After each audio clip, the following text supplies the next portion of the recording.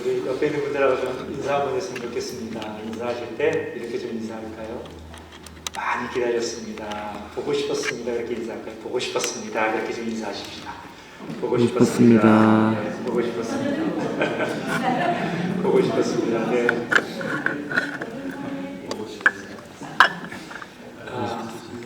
교회는 늘 보고 싶어 하셔야 합니다.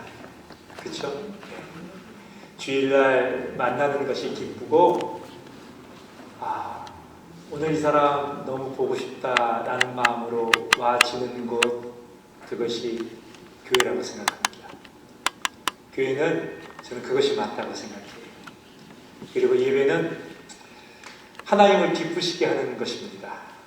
그렇죠? 사람을 기쁘게 하는 것이 아니라 하나님을 기쁘게 하는 것, 이것이 예배입니다.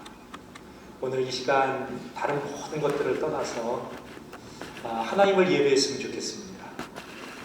저를 아시는 분도 계시고 또 모르시는 몇 분도 계십니다. 근데 다 내려놓으시고 하나님을 좀 예배하셨으면 좋겠습니다. 어떻게 하면 하나님을 가장 크게 기쁘시게 할까요? 말씀 앞에 가장 크게 깨지는 사람이 가장 크게 하나님을 기쁘시게 하는 사람입니다. 말씀을 듣고 한 귀로 듣고 한 귀로 흘려질 수 있습니다. 그러나 예배하는 것, 또 하나님을 기쁘시게 하는 예배가 될 때 그 말씀을 마음에 심고 어떻게 그 말씀 앞에 내가 깨질까, 이것을 고민하고 또 거기에 수고하고 노력하는 것이 저는 예배라 믿습니다. 오늘 이 시간 하나님의 말씀 앞에 어찌하면 내가 깨질고 내가 어찌할꼬, 이 마음으로 저희가 전심을 다해서 하나님을 예배했으면 좋겠습니다. 아멘. 아멘. 이번 주간 말씀을 준비하면서요, 어제 잠이 안 오더라고요. 그냥 뭐 시험을 보기 위해서 잠이 안 왔다는 것이 아니라 그냥 구정이었잖아요. 그래서 저는 뭐 고향집에 오는 기분이었습니다. 딱 이 교회를 떠난 지가 1년 반 됐더라고요. 1년 6개월 됐는데 한 3주 쉬었다 온 것 같았어요. 그냥 한 3주 한국 갔다 온 그런 느낌이 제 안에 들었습니다. 두 번째는 오는데 다른 모든 것보다 그냥 고향 같았어요. 밑에서 요리하시는 음식 냄새 맡을 때에도 그냥 구정날 고향 온 것 같았습니다. 제 안에 하나님께서 주신 귀한 마음은 여전히 영락교회가 주님 안에서 귀한 가족이구나 라는 것을 새삼 확인하는 시간이었습니다. 말씀을 준비하며 애들 보는 만화책을 좀 봤습니다. 저희 애들이 그냥 요새 만화책만 봅니다. 만화책으로 보는 역사책을 봤습니다. 역사책을 봤는데 그동안 몰랐던 사실을 하나 알았어요. 그게 뭐냐면은 전 지구상에 나라가 몇 개쯤 된다고 생각하십니까? 이 지구상에 독립된 나라가 몇 개 정도 될까요? 152는 옛날 얘기랍니다. 나온 통계로는 한국 통계로 230개, 237개, 240개쯤 된답니다. 240개쯤 되는 나라가 있대요. 독립된 나라가. 근데 이 중에서 식민 통치를 하지 않았거나 식민 생활을 겪지 않은 나라가 혹시 몇 개나 되는지 아십니까? 240개의 나라 중에서 식민 지배를 받지 않았거나 또 식민 지배를 하지 않은 나라 몇 개쯤 될까요? 20. 이것도 많습니다. 10도 많아요. 딱 4개예요. 놀랍죠? 딱 4개랍니다. 그 중에 한 나라가 스위스라는 나라가 그렇대요. 근데 이 나라는 일찍서부터 우리는 가운데를 딱 지키겠다, 그렇게 결정을 했대요. 그래서 그렇기도 하고 근처에 바다가 없답니다. 그러니까 다른 나라를 쳐들어가고 싶어도 분함을 만들어도 묶어둘 곳이 없어서 그래서 아예 포기를 했대요. 두 번째 나라가 네팔입니다. 네팔이라는 나라는 히말라야 산 꼭대기 있어요. 그냥 높은 곳에 있습니다. 영국군이 쳐들어가다 포기했대요. 네팔을 삼키고 싶은데 너무 높아서 가다가 포기를 했답니다. 네 번째가 에티오피아, 그런 나라가 있대요. 아프리카에. 근데 이 나라는 그 나라 자체가 영국, 벨기에, 이탈리아, 포르투갈 그냥 주변의 나라들이 이쪽은 영국이, 저쪽은 포르투갈이, 이쪽은 이탈리아가, 이쪽은 벨기에가 다 이렇게 집어삼켰어요. 근데 에티오피아를 딱 집어삼키면 전쟁이 일어나는 거예요. 그래서 그냥 가만 내버려뒀어요.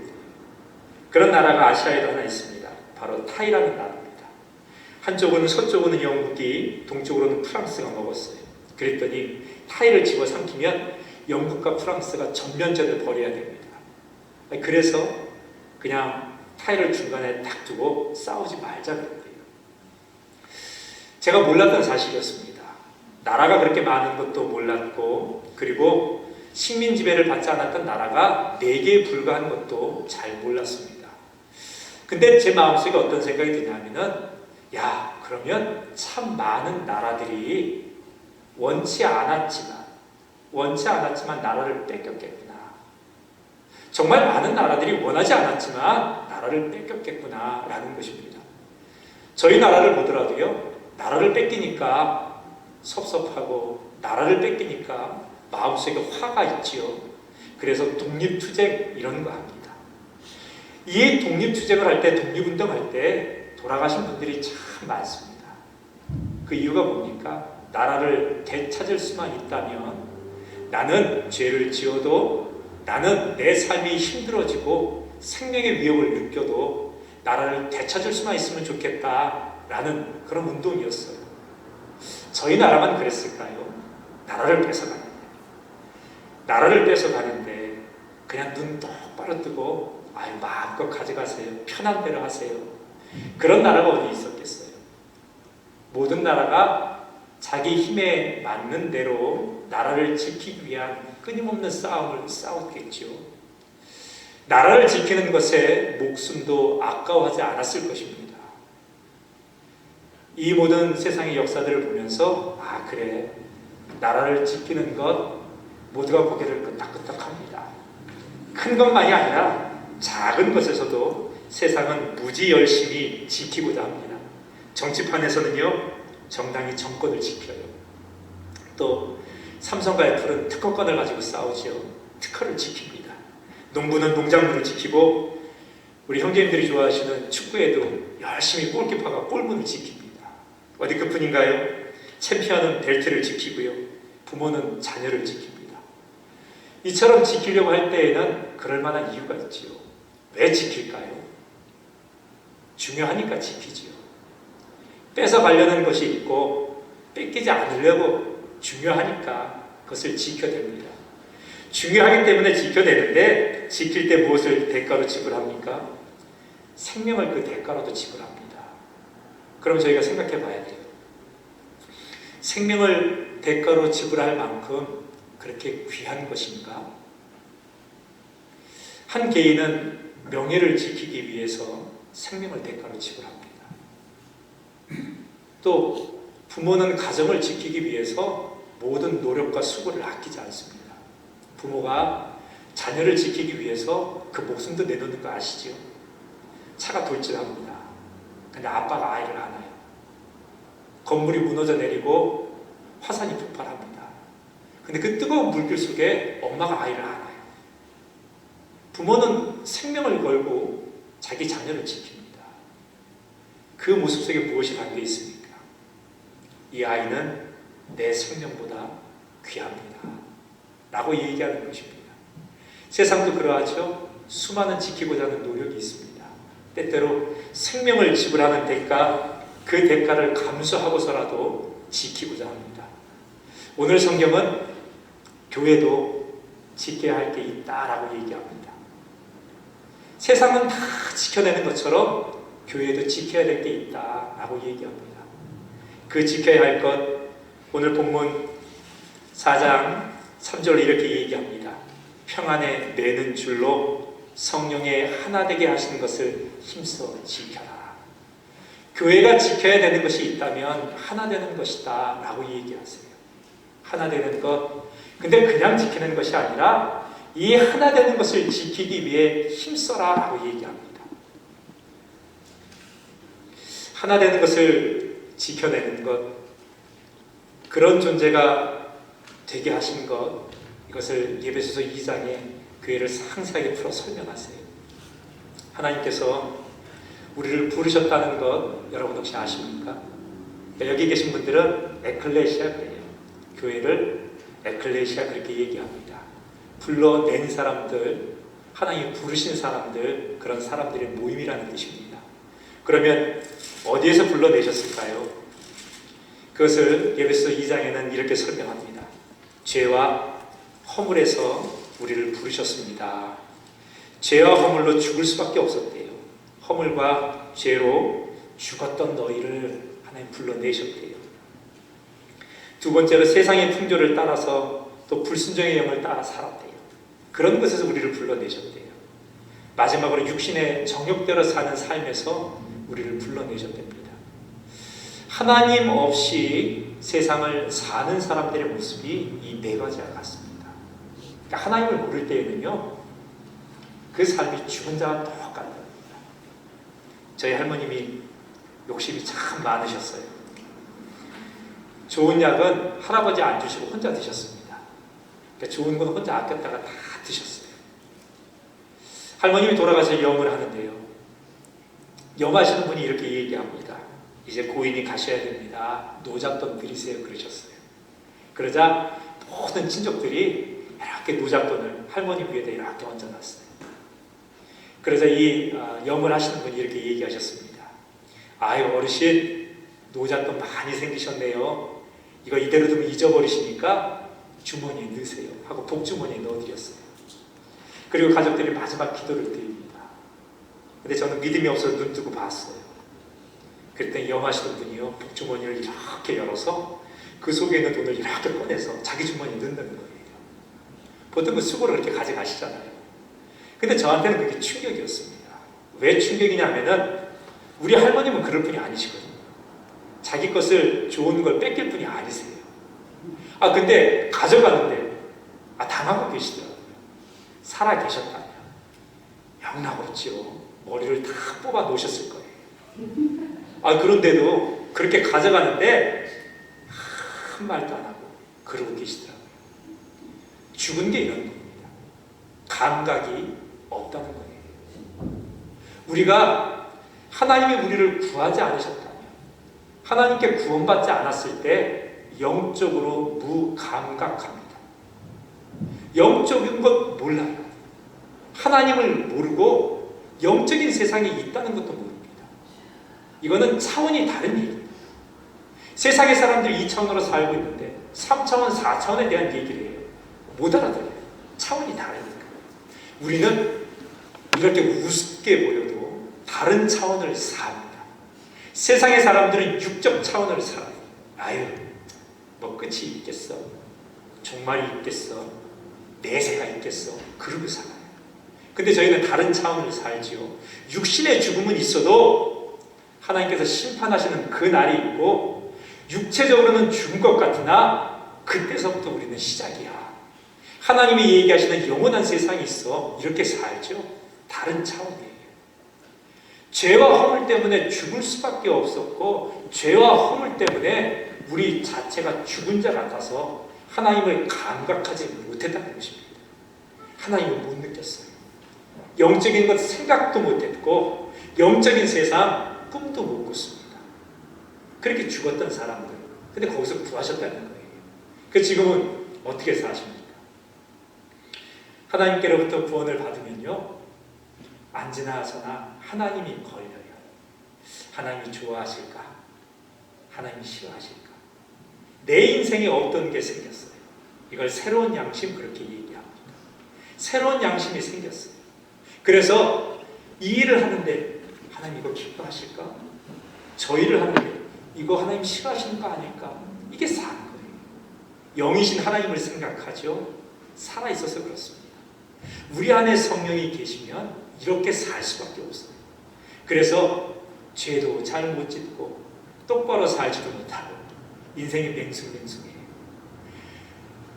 못된 짓도 못하고 착한 짓도 못하고 그렇게 사는 이상한 인생처럼 삽니다. 그게 마음에 새로운 양심이 생겨서 그래요. 이게 영적으로 살아있어서 그렇습니다. 구원받은 사람들의 증거입니다. 내가 구원을 받았기 때문에 그들을 계속 하나님이 신경이 써요. 우리 하나님 뭘 좋아하실까?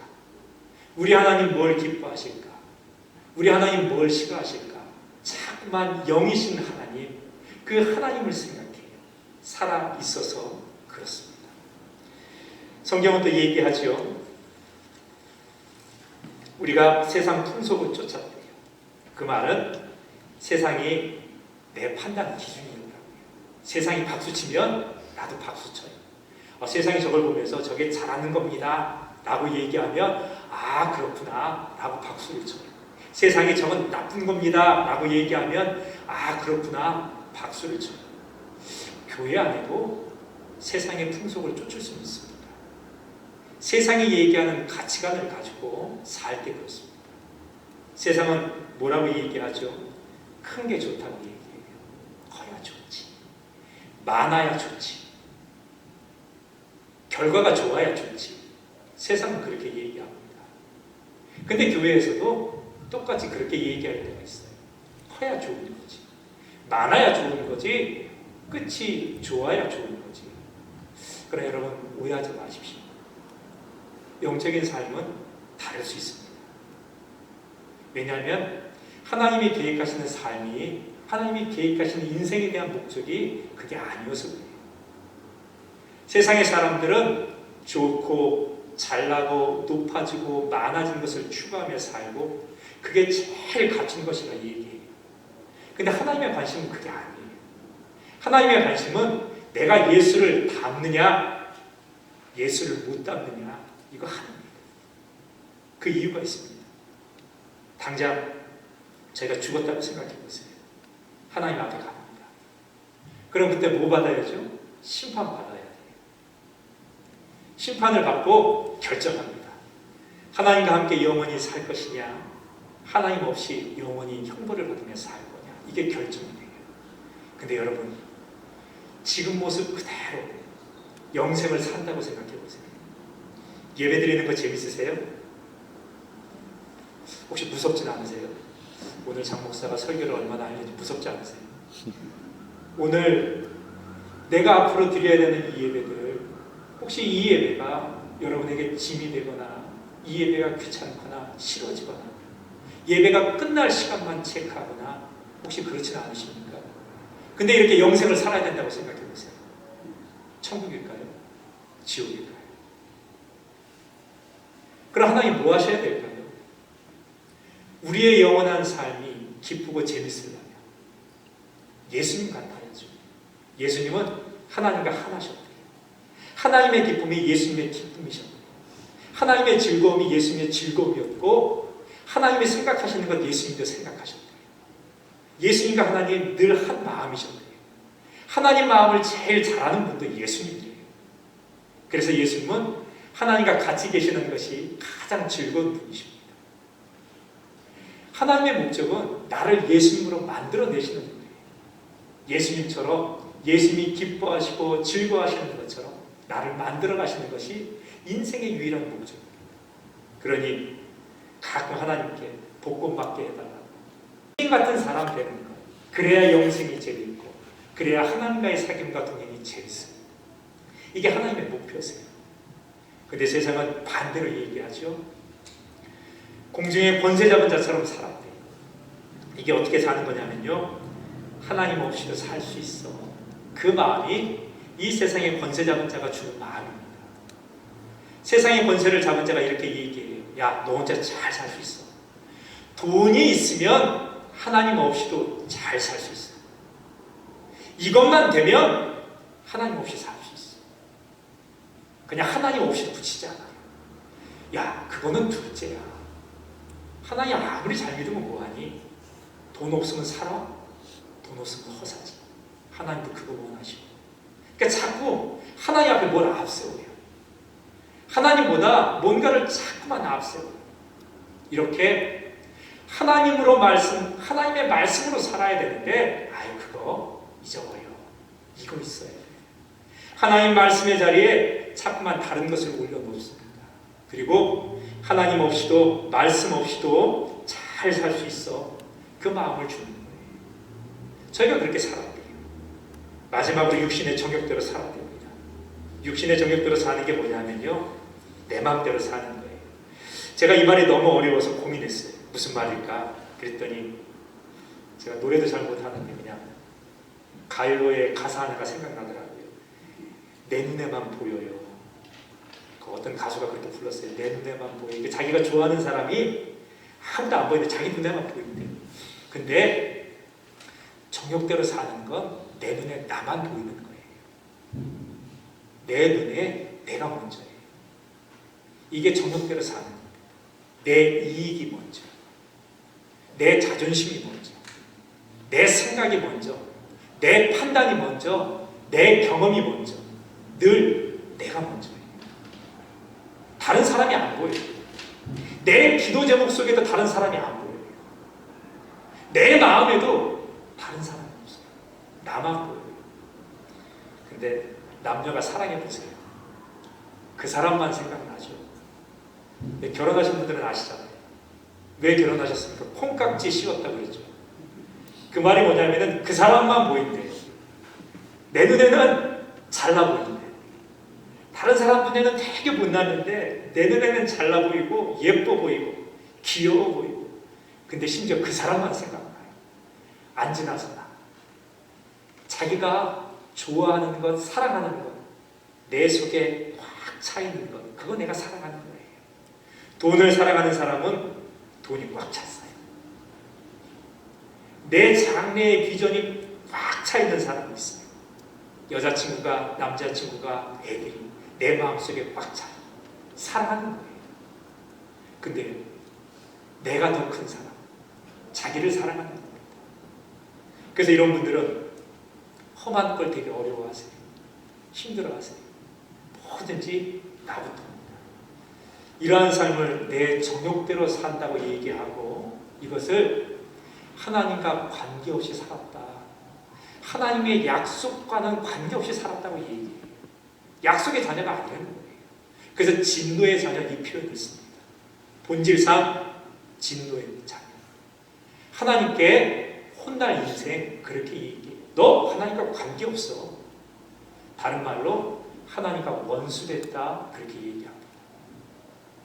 하나님과 원수가 돼서 그 형벌이 죽음입니다. 그게 우리가 돼요. 근데 이런 우리가 하나님과 사이좋게 살고 싶어요. 하나님과 화목되고 싶어요. 근데 방법이 없더라는 거예요. 내 힘으로는, 내 능력으로는 하나님과 사이좋아질 방법이 없습니다. 그래서 하나님의 선택은 예수님을 이 땅에 보내시는 거예요. 하나님과 사이좋아질 방법이 없습니다. 하나님과 원수로 지냅니다. 근데 그뿐이 아닙니다. 하나님과 원수로 지내는 것만 해도 굉장히 큰 일인데, 그렇게 사는 인생이 마치 섬 같더래요. 이게 무슨 말이냐면요, 섬인데 다리가 없습니다. 다른 곳으로 못 가요. 그러니까 섬에는 내가 왕이에요. 내가 최고입니다. 근데 옆에 작은 섬이 하나 있네요. 똑같이 생각해요. 서로 내가 잘났다, 내가 왕이다, 서로 그렇게 살아요. 이 삶을 에베소서 2장에는 원수, 그렇게 얘기해요. 원수. 제가 원수라는 말을 이렇게 정리합니다. 내 마음에 너 없어. 넌 절대 사랑할 수 없어. 내 마음에서 거리가 제일 먼 사람, 그게 원수예요. 절대 사랑할 수 없는 사람, 그게 원수입니다. 무슨 이유에서인지 널 사랑할 수 없어, 너랑 하나가 될 수 없어 라고 얘기할 때 원수가 됩니다. 근데 부부도 가끔 원수가 되죠. 마음이 안 맞으면 원수가 됩니다. 부모님도 자식에게 가끔 이 표현 쓰시죠. 저희 부모님은 저한테 숱하게 쓰셨어요. 제가 어려서 사고를 얼마나 쳤던지 저한테 그러셨어요. 넌 자식 아니라 왼수다. 전생의 왼수가 자식으로 태어난다더니, 이런 불교적인 발언을 하셨어요. 아주 그쪽에 심취하셔서 전생에는 원수로 있었으니까 지금 현재로는 서로 사랑해보면서 살아보라고 그렇게 맺었대요. 불교는 그렇게 얘기해요. 원수라는 표현, 세상이 어찌 얘기하든지 성경 속에서는 절대 사랑할 수 없어. 아무리 좋은 사람도 그런 순간을 봐요. 그러니까 부부가 싸울 때 절대 용납이 안 돼서 싸워요. 그 일이, 그 순간이 사랑되어지지 않아서 싸우고 다툽니다. 그 순간만큼은 원수예요. 안 받아들여지니까. 그게 원수로 사는 거예요. 하나님과 원수로 사는 게 끝이 아니라 하나님 앞에 내 인생이 죽은 자 같았더니 사람을 향해서, 다른 사람을 향해서 원수처럼 살때 내 눈에 나만 보이니까 내가 기준이에요. 내가 기준이어서 내 생각과 내 뜻대로 나옵니다. 그러니까 부딪혀요. 오죽하면 너는 화성에서 왔고 나는 금성에서 왔다, 그 표현 쓰잖아요. 틀리다는 거예요. 뿌리가 틀리다는 얘기입니다. 본질이 다르고 뿌리가 틀리대요. 말이 안 통하는다는 얘기예요. 원수입니다. 원수. 이거를 예배소서 2장에는 이방인, 유대인 이렇게도 표현해요. 이방인과 유대인 하나 될 수 없습니다. 절대 가까워질 수 없어요. 내 편 될 수 없습니다. 사랑할 수 없어요. 그게 원수입니다. 이 원수로 살아요. 근데 하나님께서 그 원수들을 불러내셨다고 얘기합니다. 원수로 살 때 우린 다 가시나무입니다. 가시나무. 내가 기준이니까 내가 중요해요. 근데 나를 지켜야 돼요. 내가 중요합니다. 그래서 어떻게 합니까? 선인장 되는 거예요. 야, 나한테 물 조금 있는데 자꾸 누가 와서 가져가. 그러니까 가시 쑥 뻗치는 거예요. 오지 마. 가져가지 마. 그렇게 얘기하면서 합니다. 이 선인장은 제가 잘 모르겠는데요. 제가 봤던 선인장들은 보통은 씨앗이 떨어지잖아요. 씨앗이 떨어져서 이렇게 피어나는데 어떤 선인장들은 이 씨앗도 안 주더라고요. 자기 한쪽 부분에 이렇게 선인장이 달려요. 그거 띄어서 심으면 또 뿌리가 내리더라고요. 제가 그거 보면서 이런 생각을 합니다. 누가 띄워주는 사람 없으면 평생 그러고 살겠네. 요것도 네 거, 달린 것도 내 거. 선인장이 그렇잖아요. 내 거 지킨다고 가시 뻗잖아요.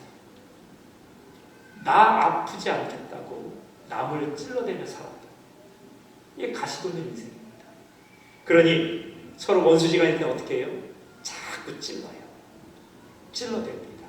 아프게 해요. 그렇게 살았어요. 근데 한번 생각해 보세요. 그런 우리를 불러내셨습니다. 그 모양새가 이 가시나무를 탁 잘랐어요. 근데 가시가 생각해요. 아이고, 올 것이 왔구나. 정원사가 날 잘랐구나. 이제 불 속에 던지겠구나. 그렇게 생각했어요. 근데 어디를 가져가요. 그런데 꽁꽁 묶어냅니다. 후회할 텐데. 나중에 나를 일찍 버리지 않는 거 후회할 텐데 그렇게 얘기해요. 봄이 됐어요. 사람들이 자기 앞에 착 질비하게 섰습니다. 가시나무가 움직여요. 야, 내가 남을 아프게 했더니 사람들이 돌을 던지려나 봐. 나를 밟으려나 봐. 그렇게 고민해요. 근데 사람들의 말씀이 이렇게 얘기해요. 야, 참 신기하다. 이것 봐.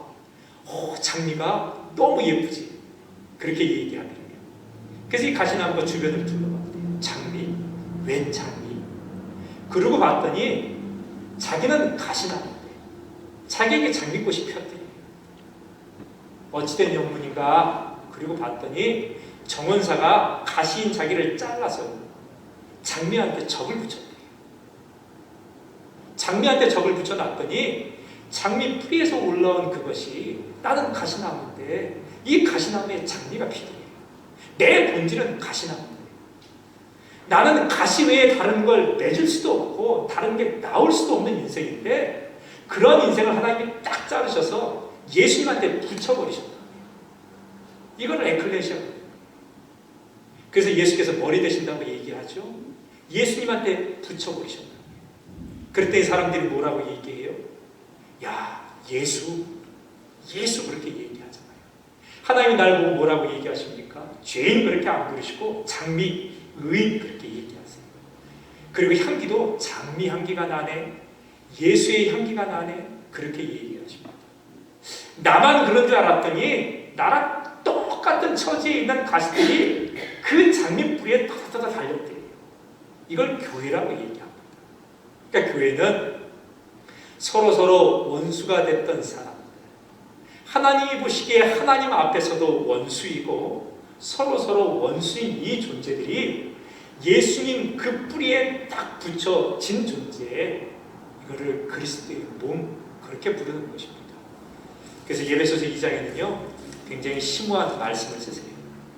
2장 15절에 원수된 것 의문에 속한 계명의 율법을 자기 육체로 폐하셨으니 이는 이 둘로 자기의 안에서 한 새 사람을 지어 화평하게 하시고 그렇게 얘기하십니다. 이게 무슨 말이냐면요, 서로 원수였어요. 근데 이 둘을 예수님이 자기 몸에 딱 붙이셨어요. 붙였더니 새로운 존재가 됐어요.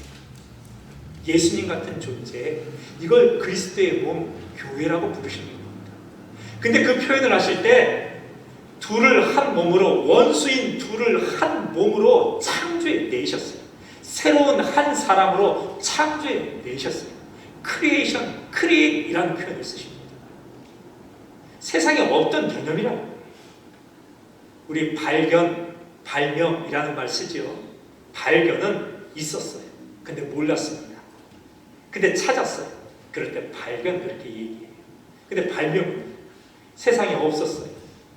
그걸 만들었을 때 발명 그렇게 얘기합니다. 근데 세상에 참다운 발명이 있습니까? 하나님의 것, 하나님의 아이디어 갖다가 다 뽐뜬 거죠. 잠수함은 고래 뽐떴잖아요. 비행기는 새를 뽐뜨고, 그렇죠? 세상에는 모든 건 하나님의 아이디어를 갖다가 만든 거예요. 참된 발명은 아닙니다. 근데 오늘 원수가, 각기 다른 두 원수가 하나가 되는 이 사건은 하나님이 창조 그렇게 얘기하시는 거예요. 세상에 없었다. 세상에 없었고 하나님이 손댔다 그 말입니다. 세상에 없었기 때문에 창조라는 말을 쓰시고, 세상에 없었기 때문에 하나님께서 이 둘이 하나가 되는 역사, 창조가 아니면 안 된다고 얘기하시는 거예요. 하나님이 새롭게 만들어내셨는데 새로운 한 사람, 한 새 사람이에요. 새로운 한 사람, 살아있다는 것입니다. 그래서 저는 교회를 교회라고 부르기보다 그리스도의 몸 그렇게 얘기해요. 저는 이 말이 너무 좋습니다. 왜냐하면 교회라는 말이 좀 험해졌어요. 교회라는 말이 너무 많이 변질됐습니다. 너무 많이 섞였어요. 그래서 교회 그런 모임 같아요. 교회 출석하는 것 같아요. 그냥 교회 그렇게 보일 때는 서로 잠깐 만나서 그냥 거기 한번 끄떡거리고 이렇게 웃어지고 손 흔들고 그냥 어떠한 모임, 마치 그렇게 보여요. 근데 그리스도의 몸, 그럼 얘기가 달라집니다. 예배소서에는요, 교회에 대한 여러 가지 설명을 하세요. 하나님이 원수들을, 이 둘을 하나로 묶어서 만들어내신 이 존재를 세 가지로 표현합니다. 그리스도의 몸, 또 건물, 그리고 또 한 가지가 성전 그렇게도 얘기하시죠. 그리스도의 몸, 또 건물, 가족 그렇게 하나님의 권속 그렇게 표현합니다. 세 가지를 가지고 그리스도의 몸을 표현하세요. 우리 성도님들은 원수였지만 하나님 안에서 불려지셔서 한 몸을 이루셨습니다. 이 교회에 하나님 부탁하신 게 딱 하나예요. 하나가 되어라. 교회를 교회로 만들어내신 이유, 원수를 하나가 되게 하신 이유는 하나가 되게 하기 위해서다. 그렇게 얘기하십니다. 그거를 세상 가운데 보이라고 그렇게 만드셨대요. 조금 수고스러우셔도 한 번만 좀 찾아보겠습니다. 에베소서 1장 10절입니다. 예수님을 담는 하나가 되게 하라. 곧 내가 저희 안에 아버지께서 내 안에 계셔 저희로 온전함을 이루어 하나가 되게 하려 하면 아버지께서 나를 보내신 것과 또 나를 사랑하신 같이 저희도 사랑하신 것을 세상으로 알게 하려 함이로소이다 라고 얘기합니다. 하나님께서 하나가 되게 하신 이유를 이렇게 얘기합니다. 하나님, 아버지 하나님과 내가 하나입니다. 이렇게 하나님께서 그리스도의 몸도 이 안에 있는 성도들이 하나가 되는 것을 원하십니다. 근데 그래야 되는 이유가 있다면 이것을 통해서 세상이 하나님께서 이들을 얼마나 사랑하신 줄 알게 될 것이고 세상이 하나님이 어떤 분이신지 알게 될 것입니다. 하나님의 사랑을 알게 될 것입니다. 하나님을 알게 될 것입니다. 그렇게 얘기하는 것입니다. 세상에는 하나가 없대요. 세상에 없는 유일한 한 가지가 교회입니다. 그게 뭐냐면 하나가 되는 거죠. 세상에 하나가 되자는 얘기 참 많이 하죠. 월드컵 때도 우리는 하나라고 그렇게 응원하죠. 나라가 하나라고 얘기하고 사업할 때 하나 얘기하죠. 근데 진짜 하나가 있습니까? 영원한 하나가 있습니까? 이익 따라 갈라섭니다. 부부도 깨져요. 부모와 자식 간에도 금이 갑니다. 세상에 하나는 이렇습니다. 근데 교회는요? 세상에서는 볼 수 없는데 교회에서만 볼 수 있는 유일한 한 가지가 하나 되는 역사입니다. 세상에는 없다는 거예요. 세상에 없기 때문에 세상이 교회를 볼 때 입을 쫙 벌리고 본대요. 야, 어떻게 교회는 저렇지? 어떻게 그리스도의 몸은 저런 상황 속에서도 하나이지? 사자가 물어 뜯는데 어떻게 저 성도는 저 순간에도 하나님과 하나지? 이 거친 세상 속에서 저 성도들은 어떻게 흩어지지 않고 저렇게 딱 붙어서 내 것을 내 것이라 주장하지 않고 내 것, 네 것 없이 함께 저렇게 물건을 통용하며 쓰지? 이게 하나가 돼요. 이게 사도행전의 역사잖아요. 창세기의 악한 영의 역사는 바벨탑 사건처럼 갈라지는 거예요. 언어가 나누는 것처럼 나눠집니다. 이 회복이 마가의 다락방 안에서 방언을 받고 나서 그리고 나서 교회가 시작되어지고 성령을 쫓아 살다 보니까 성도들이 이건 내 거야, 이건 네 거야, 이게 없어졌다. 내 것도 네 거, 네 것도 내 거. 통용했다. 하나가 됐다라는 것을 보여주시는 사건. 이걸 보고 세상이 어떻게 해요? 우와, 어떻게 저런 일이 가능하지? 그래서 어떻게 해요? 날마다 믿는 자의 수가 더하더라. 그렇게 얘기하죠? 이게 그 말입니다. 세상에는 하나가 없습니다. 근데 원수됐던 두 사람을 끄집어내셔서 예수 그리스도의 몸에 붙이셔서 하나를 만드셨어요. 이 하나를 만드셔서 우리한테 요구하시는 것, 사랑하는 아들아, 사랑하는 딸아, 이거 지켜. 넌 이미 하나야. 이 하나 된 것 누구도 끊을 수 없어.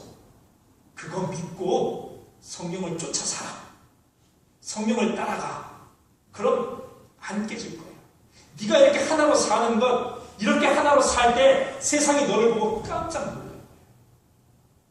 야, 세상에 없는 게 있구나. 그리고 그 증거로, 그 역사로 세상의 사람들 속에 하나님이 선택하신 믿는 자들의 수가 날마다 더해지는 역사가 있을 거야 라고 얘기하는 겁니다. 이것이 그리스도의 몸. 이거를 설명하는 게 너무 어려웠어요. 세상에는 없으니까. 하나님이 그림을 그려주셨어요. 세 가지로. 사람을 그리셨어요. 살아있어. 몸이야, 몸. 제가 일주일 동안 아팠습니다. 하나 되는 거 설교해야 되는데, 허리가 나요. 갑자기. 저희 교회 분들은 뭐라고 얘기하시죠? 목사님, 양말 신으시다가 허리를 다치셨다며요. 저보고 그래요. 그러니까, 양말을 신다가 허리를 다친 게 아니라, 양말을 신는데 허리가 아팠던 거죠. 제가 방바닥을 기어다녔어요. 근데 무슨 생각이 나냐면은 김정진 목사님 생각이 났어요. 왜 허리 아프셔서 설교를 많이 하셨다고. 왜 갑자기 그 생각이 나는지 모르겠어요. 근데 되게 아팠어요. 너무 아파서 일주일 동안 일을 못했습니다. 허리가 다 아픈데 정신도 말짱하고요. 손도 말짱하고요. 다리도 말짱해요. 근데 못 움직이겠어요. 이거 하나 아픈. 몸이 이렇더라고요. 하나인 듯 하나 아닌 듯 하나 아닌 듯 하나인 듯. 좀 어렵나요? 몸이 그렇더라니까. 그러면서 아프니까 알겠대요. 아프니까. 근데 몸은 다르죠. 만약에 눈이 제가 제일 무서워하는 동료가 하나 있습니다. 코끼리 아저씨는 코가 손이래. 과자를 주면 코로 받지요. 그러니까 코도 손이래요. 코는 코지, 코가 손이래요. 손도 손이고 코도 손이에요. 얼마나 무서워요. 이 동료 너무 무서워요. 그리스도의 몸이 전부 다 똑같다고 생각해 보십시오. 눈이 10개, 귀가 10개, 다리가 10개. 무섭죠. 무서운 거예요. 왜 몸이라고 표현하십니까? 살아있다. 살아있어. 인격이야. 낙태 거부를 금지하죠. 왜 그렇습니까? 살아있다. 코딱지 나는데 생명이 생명. 그래서 죽이면 안 된다고, 죽이면 살인다고 얘기합니다. 장애는 장애가 있어요. 인격이죠. 생명이죠. 그래서 부끄러운 게 아니라 부족하다고 얘기하죠. 부족한 몸은 있어요. 부끄러운 몸은 없어요.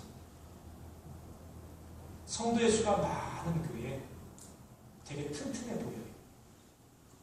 튼튼해 보이고 강해 보입니다. 근데 한 인격이에요. 적은 교회에, 성도님이 적은 교회에다 한 인격이에요. 한 몸입니다. 한 인격이에요. 이 인격들은 각자 해야 될 일이 있는 거예요. 몸이 튼튼한 사람은 물건 들어야죠. 저처럼 튼튼한 사람은 무거운 거 있을 때 제가 들어야 돼요. 근데 여기 계시는 우리 자매들처럼 여자 크신 분들은 그런 일 하시면 안 되죠. 무거운 건 형제들이 들고 우리 자매들은 다른 거 하셔야죠. 각자 역할이 틀립니다. 각자 해야 될 역할이 달라요. 그런 부분이 있습니다. 하나님 나라에 갔는데 일의 결과로 판단을 받는다고 생각해 보세요. 저도 몇 명이요. 1년 동안에 교회 프로그램 몇 개 했느냐? 1년 동안에 행사 몇 개 했느냐? 출석인이 몇 명이냐? 이 결과를 가지고 하나님 앞에 서야 된다면 저 천국 안 갈래요. 왜요? 내세울 게 있어야죠. 내세울 게 없잖아요. 근데 제가 그러고 있는데 하나님이 야 달란트 비유가 그러셨어요. 달란트 비유가 왜요? 달란트 비유 봤어요. 5달란트 줬더니 몇 달란트 남겼니? 5달란트요. 2달란트 줬더니 몇 달란트 남겼니? 2달란트요. 내가 시상식 어떻게 했니? 시상식이 다르냐? 받은 똑같아. 5달란트를 줬는데 5달란트를 남겼어요.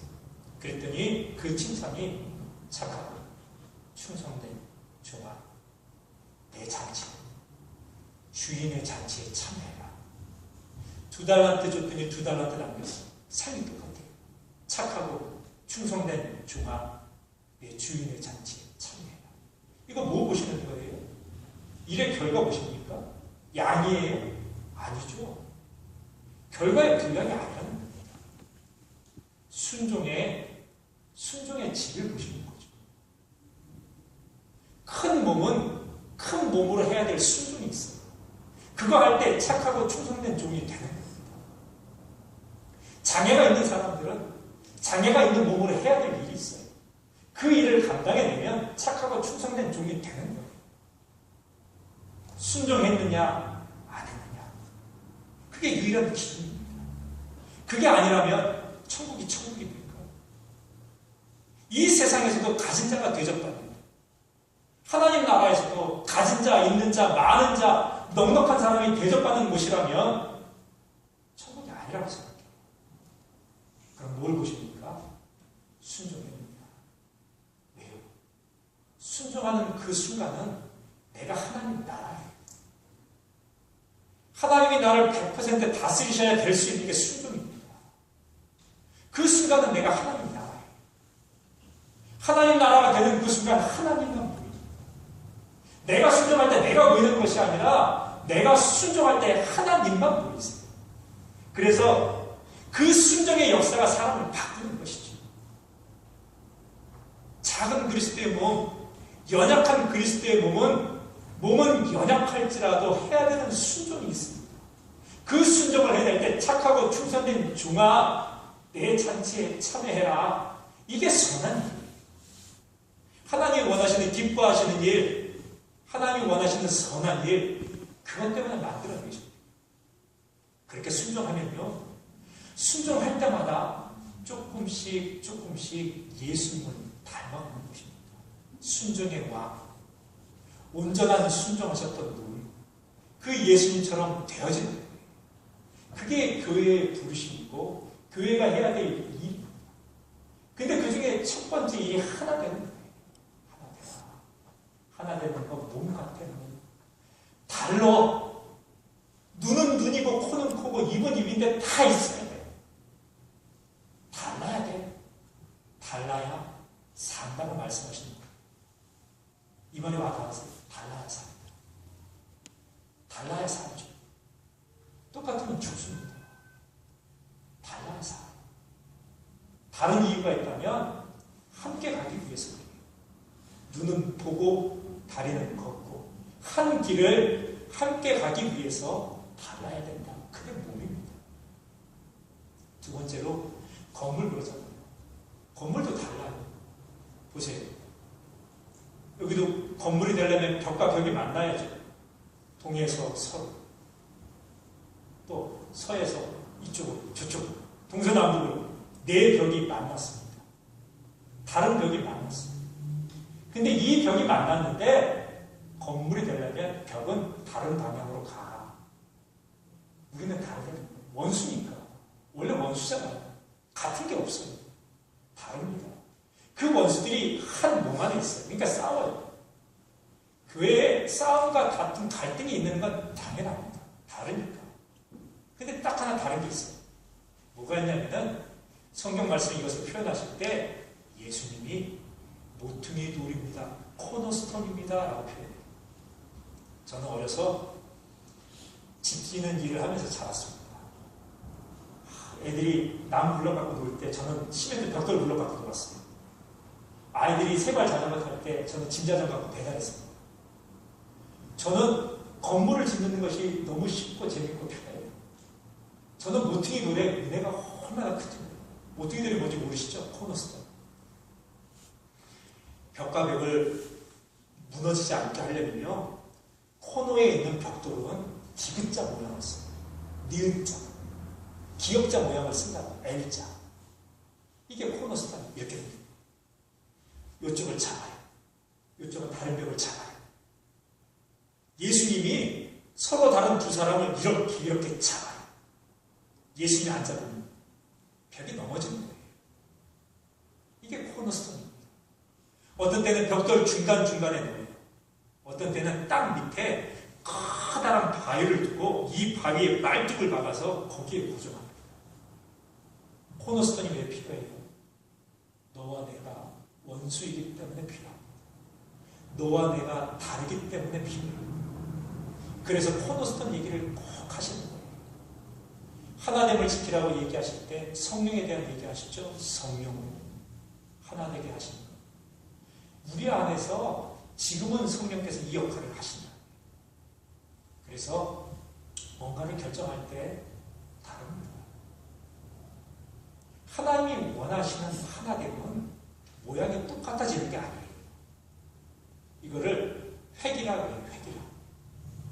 너도 나도 똑같은 옷을 입어야 됩니다. 야, 오늘 검정색 입어야 되는데 너 왜 빨간색 입었어? 너 죽어. 이게 획이라고 해요. 하나가 되자고 얘기하면서 뭐라고 얘기해요? 같은 옷 입어. 같은 신발 신고 겉모습을 같이 맞추는 게 아닙니다. 여러분 중세시대에 이러한 시도가 있었다는 거 아세요? 기독교 역사 속에서도 이러한 시도가 있었다는 거 아십니까? 야, 세례가 맞지? 침례가 맞아. 침례하는 애들 다 가짜야. 그래서 어떻게 되냐면은 이 10,000명이나 넘는 숫자를 목에다가 큰 돌을 달아서 바다에 던졌어요. 하나님의 이름으로. 종교 속으로도 회개를 저질렀습니다. 말씀하신 하나님은 회개가 아니에요. 다르다는 것을 인정하되 예수를 선택하는 것, 성령의 음성을 선택하는 것이 하나님입니다. 삼각형 같은 거예요. 너랑 나랑은 달라요. 근데 다르니까 뭘 보자고? 예수를 보자고.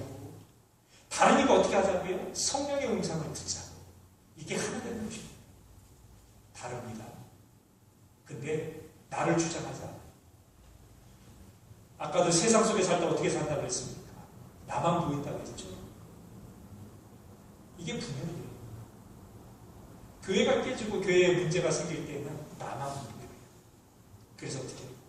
내 생각만 보이고 내 판단만 보이고 내 경험만 보이고 내 것만 맞게끔 하시고요. 그래서 싸우는 것입니다.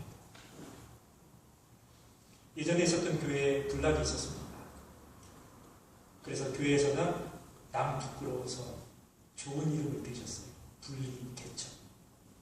계셨던 목사님이 나가시면서 분리개척 이러는 이름을 써서 가기를 원하시는 분들 같이 가시라고 했어요. 말은 분리개척이었지만 그냥 허울 뿐이었습니다. 근데 저는 그 교회에 남게 됐어요. 그랬더니 교우들이 오셔서 저한테 대놓고 물어보셨어요. 그때는 이제 전도사였으니까 전도사님 왜 안 나가셨어요? 전도사님이랑 목사님이랑 친하시잖아요. 왜 안 따라가셨어요? 제가 대답을 안 했습니다. 그 기간 동안에 제가 배운 게 있어요. 이분 얘기를 들으면 맞아요. 목사님 편에 들으면 맞아요. 남아 계신 분들 얘기를 들으면 또 맞아요. 틀린 분이 없어요. 서로 다 옳고 다 맞아요. 그래서 제가 기도가 그렇게 되더라고요.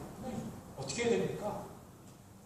근데 어느 날 새벽 기도를 하는데 그리스도의 몸은 옳고 그름을 따라가는 곳이 아니라 그리스도의 몸은 비전을 따라간다. 하나님의 말씀, 하나님이 내게 주신 사명, 그거 따라가는 거예요. 옳고 그름은 바뀌잖아요. 옛날에는 구태타였대요.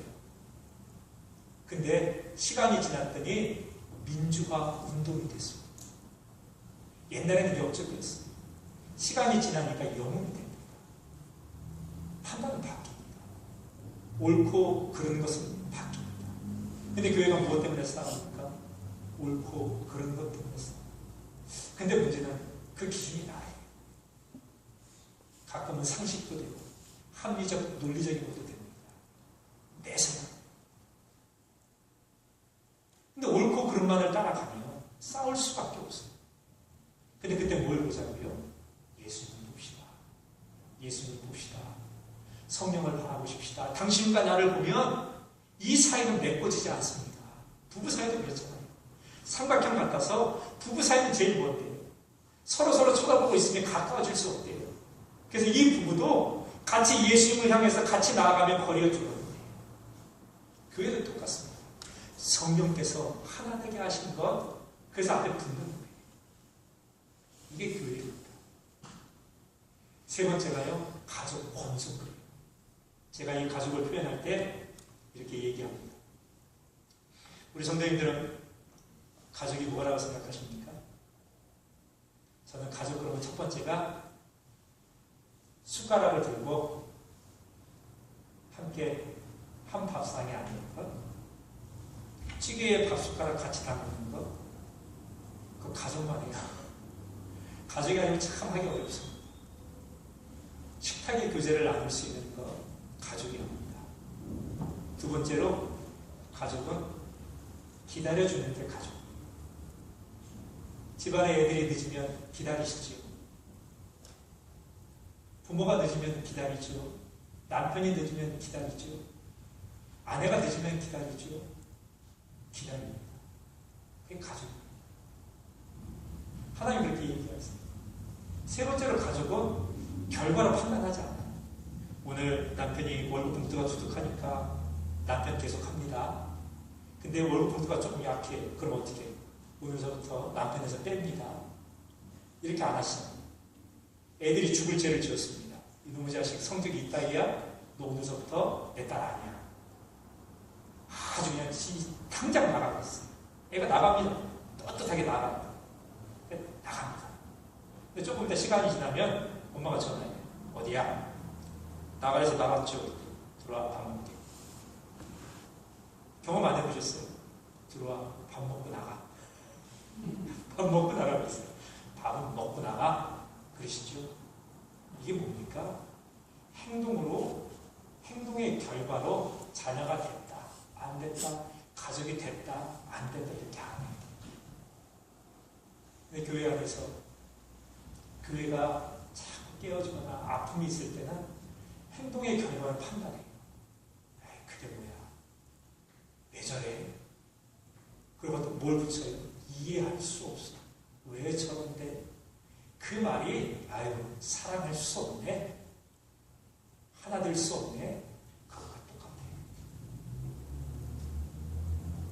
그래서 가족이라는 표현을 쓰셨습니다. 나는 너희한테 아버지고 너희는 나한테 자녀야. 나도 너를 결과로 판단하지 않는다. 서로서로 뭐라고 부르라고 했어요? 형제, 자매. 여러분, 형제님, 자매님 그렇게 부를 때 무슨 표현이 있는지 아세요? 자매님이 나한테 무슨 짓을 하시더라도 자매는 내 자매입니다. 집사님이 나한테 무슨 일을 어떻게 하시더라도 집사님은 내 형제입니다. 행동으로, 결과로 집사님을 판단하지 않습니다. 예수님 때문이지. 행동의 결과가 아닙니다. 그거 고백시키시는 거예요. 이것이 교회라고 말씀하시는 것입니다. 이렇게 교회가 건물인 것, 몸인 것, 가족인 것 알고 깨달을 때 세상이 보고 깜짝 놀라요. 이런 교회일 때, 이런 그리스도의 몸일 때 나타나는 게 있네요. 서로서로가 인격적으로 돼야 돼요. 저는 이 표현이 좀 어려웠어요. 근데 어떤 목사님이 이런 얘기를 하시더라고요. 다르니까 비판할 수는 있습니다. 다른 의견을 표현하고 비판할 수는 있습니다. 근데 내가 누군가를 비판할 때 비판하는 나와 비판의 대상인 이 사람이 하나로 여겼을 때에는 인격적이라는 거예요. 말하는 사람이 아프대. 우리 여기 뭐 한이가 있지만 한이한테 무슨 얘기를 해줘야 돼요. 근데 조금 안 좋은 얘기를 해야 돼요. 근데 이게 사랑에서 나오는 것인데 말하는 나도 아파요. 하나가 되는 거예요. 말하는 내가 아픕니다. 일에 관심이 있는 것이 아니라 사람에 관심이 있어요. 이 사람과 내가 하나가 됐을 때는 반응도 인격적이고 인격적이어서 말할 때 그렇게 표현할 수밖에 없어요. 근데 비판만 있을 때, 비판만 있을 때는 비인격적이 됩니다. 비인격적이라는 말 속에 너와 내가 분리되는 거예요. 하나가 됐을 때에는 비인격적일 수 없어요. 나보다 남을 낫게 해요. 다른 사람을 내 몸처럼 살아가는 것 똑같죠? 나예요. 저 사람이 아픈데 내가 아파요. 제가 아픈데 근처에 계신 어떤 분이 오셔서 막 주물러 주셔요. 자기 몸처럼. 그렇게 주물러 주시고 자기도 피곤해서 돌아 떨어졌대. 아픈 건 난데. 아니 나보다 더 열심히 내 몸을 주물러요. 자기 몸처럼. 왜 그럴까요? 나랑 마음이 하나여서 그래요. 자기 몸처럼 나를 사랑해 주셔서 그렇죠. 이 교회의 모든 역사를 돌아보십시오. 귀한 생명이 태어났을 때 내일처럼 기쁘셨죠. 쌍둥이가 태어났을 때 기쁘셨죠. 얼마나 기쁘셨어요. 내일도 아닌데 기뻤죠. 내일처럼 기뻤죠. 승현이가 나왔을 때 내일처럼 기쁘셨죠. 하나였습니다. 하나였잖아요. 그렇죠? 이렇게 하나일 때에는 기쁜 일은 같이 기쁘고 슬픈 일은 같이 슬픈 거예요. 그리스도의 몸이니까. 그래서 힘들고 아프고 연약한 일을 봐도 비인격적으로 대하지 아니하고 그 속에서 내가 아파하면 나를 먼저 찔러대며 얘기한다는 거예요. 저는 이 영락교회 모든 성도들이 맞이하시는 이 시간이 하나님께서 교회를 새롭게 하시는 시간이라고 단언해서 말씀드리고 싶습니다. 아, 교회가 그런 것이구나. 아, 교회가 그런 것이어서 우리가 지금 배우고 있는 것이 하나 되고 있는 것을 배우는구나. 그래서 여러분 안에 나타나는 가장 큰 현상 중에 하나가 남 때문에 내가 아파요. 하나가 되니까. 다른 사람이 힘들면 내가 힘들고 다른 사람이 아프면 내가 아파요. 이게 하나된 교회의 증거입니다. 이 마음을 이미 배워가고 계시고 이 마음 속에 한 발씩 한 발씩 나아가고 계세요. 진짜 교회의 모습, 교회가 해야 되는 진짜 사역, 교회가 감당해야 되는 진짜를 배워가고 계시는 겁니다. 그렇다면 이렇게 하나 되는 이 과정 속에 우리가 생각해야 될 게 있습니다. 의견의 차이가 있는 날이 있구나. 그럴 수 있겠구나. 근데 어떻게 하시는 것이 하나님 기뻐하십니까? 성령으로 돌아가자. 기도하면서 성령을 붙들자. 그렇게 가는 것입니다. 이 자리에서 이제 참 많은 고민이 있었습니다. 근데 그 가장 큰 고민 다 뒤로 하고 그냥 여러분께 예배 드리고 싶었어요. 그리고 이 말씀을 꼭 드리고 싶었습니다. 하나님을 사랑하십니까? 하나님을 믿으십니까? 아멘. 하나님이 참 좋은 것 예비하셨겠죠. 우리 하나님은 강하고 힘있어 못할 일 없는 분이시죠. 그렇죠? 교회에 다니는 목회자 자리 참 중요합니다. 그러나 이 한 분으로 교회가 좌지우지 되지는 않습니다. 누가 쓰시든 어떤 분이 쓰시든 조급하실 이유도 없고 불안하실 이유도 없습니다. 그것 때문에 다투실 이유도 없고 그리고 그것 때문에 의견의 충돌을 가지고 서로 사랑할 수 없는 단계까지 갈 이유도 없습니다.